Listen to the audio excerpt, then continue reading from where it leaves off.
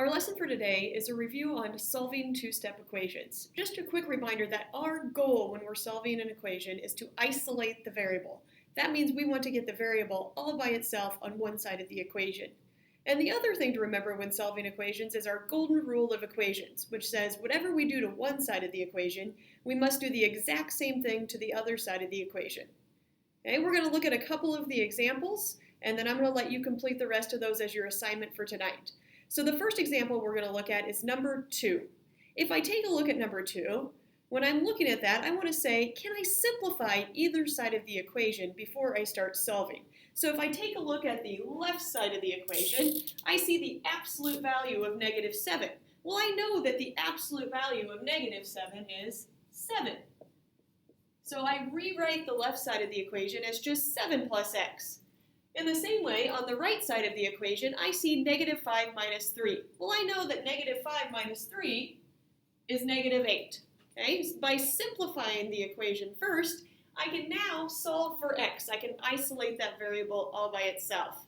So if I would like to get the x all by itself, I've got to get rid of the 7. I can use inverse operations to do this. To get rid of the 7, I'm simply going to put subtract 7 on the left side.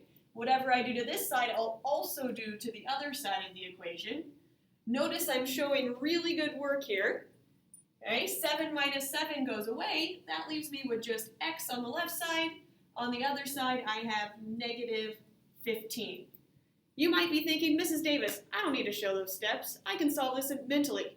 I know you can, right? You are a smart kid. I absolutely know you can solve this mentally. But I also know later on this chapter, chapter 3 in algebra, we're going to see some equations that don't have any numbers. Okay, they're all going to be variables, and we're going to be solving for a variable, okay, with no numbers at all. In order to do that, we want to practice these inverse operations, so that's not quite as difficult for us. Okay? The last thing we can always do if we'd like is check to see if this negative 15 works in the equation. Okay, I can go back and put this into my equation and say, all right, I've got 7 and negative 15.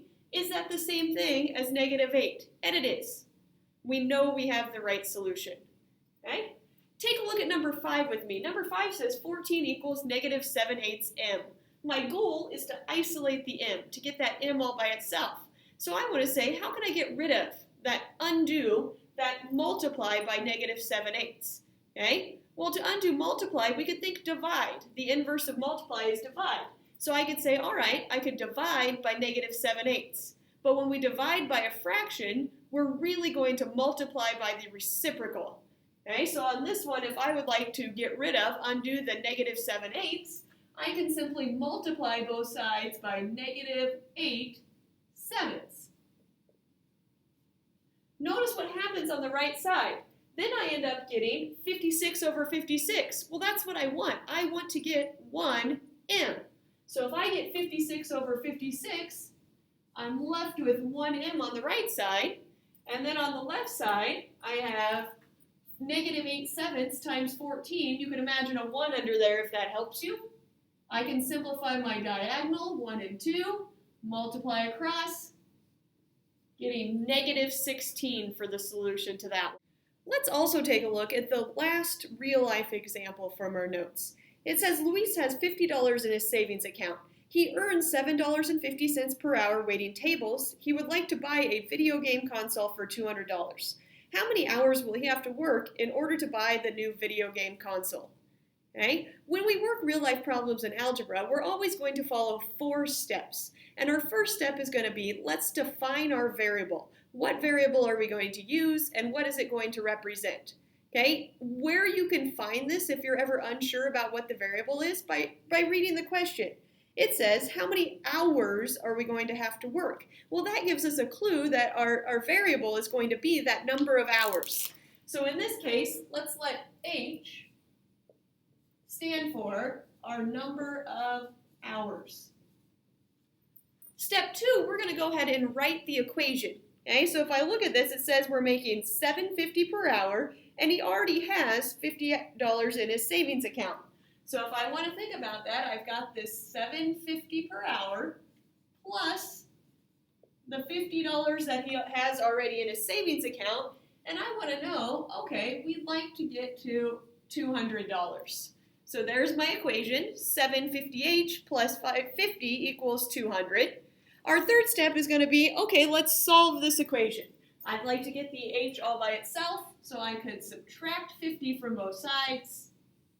That leaves me with my 750h equals 150. Okay, to undo the multiply by 750, I can divide both sides of the equation by 750. Then I might do my math off to the side if I'm not sure of the answer. I want to know how many times does 7.5 go into 150.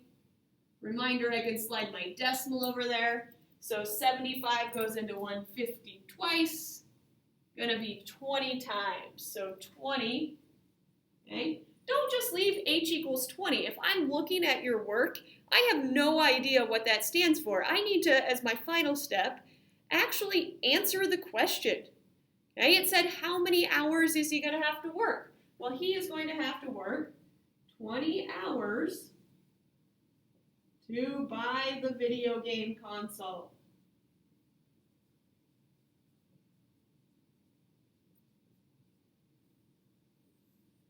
That is a complete answer to a real-life situation.